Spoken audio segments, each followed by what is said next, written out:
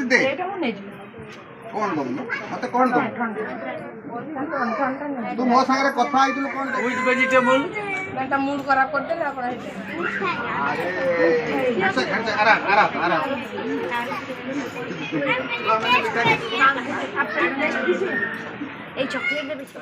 ପିଲାଙ୍କୁ ବିଭିନ୍ନ ନିତ୍ୟ ବ୍ୟବହାର୍ଯ୍ୟ ସାମଗ୍ରୀ ସହ ପରିଚିତ କରାଇବା, ଲୋକଙ୍କ ସହ ମିଶିବା ଏବଂ ବଜାର ସମ୍ବନ୍ଧରେ ପରିଚିତ କରାଇବା ଉଦ୍ଦେଶ୍ୟରେ ବାଲେଶ୍ୱର ସହର ଉପକଣ୍ଠ ସମ୍ବଲପୁର ବାଲିଆସ୍ଥିତ ହେଲୋ କିଡ୍ସ ସାଇକ୍ରିଷ୍ଣା ସ୍କୁଲରେ ପିଲାଙ୍କ ଫୁଲ, ଫଳ, ପନିପରିବା ଓ ମିଷ୍ଟାନ୍ନ ବଜାର ଅନୁଷ୍ଠିତ ହୋଇଛି।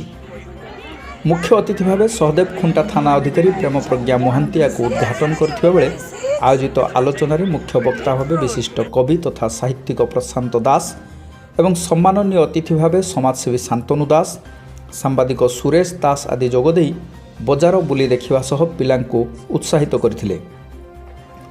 ପିଲାଙ୍କ ଦ୍ୱାରା ଭଳିକି ଭଳି ପନିପରିବା, ଫୁଲ, ଫଳ ଏବଂ ମିଠା ପ୍ରଦର୍ଶିତ ହୋଇଥିଲା। ପ୍ରଦର୍ଶନୀରେ 20 ଜଣ ଶିଶୁ ଭାଗ ନେଇଥିଲେ।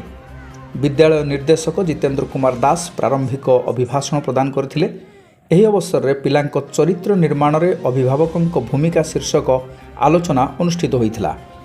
ବିଦ୍ୟାଳୟ ଅଧ୍ୟକ୍ଷା ନିହାରିକା ପଟ୍ଟନାୟକ କାର୍ଯ୍ୟକ୍ରମରେ ଅଧ୍ୟକ୍ଷତା କରିଥିବା ବେଳେ ଶିକ୍ଷୟିତ୍ରୀ ଯଶସ୍ୱିନୀ ଦାସ ମଞ୍ଚ ପରିଚାଳନା କରିଥିଲେ। ପ୍ରାରମ୍ଭରେ ପିଲାଙ୍କ ଦ୍ୱାରା ଚିତ୍ତାକର୍ଷକ ନୃତ୍ୟ ସଙ୍ଗୀତ କାର୍ଯ୍ୟକ୍ରମ ଅନୁଷ୍ଠିତ ହୋଇଥିଲା। ମଧୁଛନ୍ଦା ମହାପାତ୍ର, ରଶ୍ମିରେଖା ବେହେରା, ଆରତୀ ପ୍ରଧାନ ଆଦି ଶିକ୍ଷୟିତ୍ରୀ ଏବଂ ସୀମାରାଣୀ ଦାସ, ସନ୍ଧ୍ୟାରାଣୀ ବେହେରା ଆଦି ସହାୟିକା ପରିଚାଳନା କରିଥିଲେ। କାର୍ଯ୍ୟକ୍ରମରେ ବହୁ ଅଭିଭାବକ ଅଭିଭାବିକା ସାମିଲ ହୋଇଥିଲେ।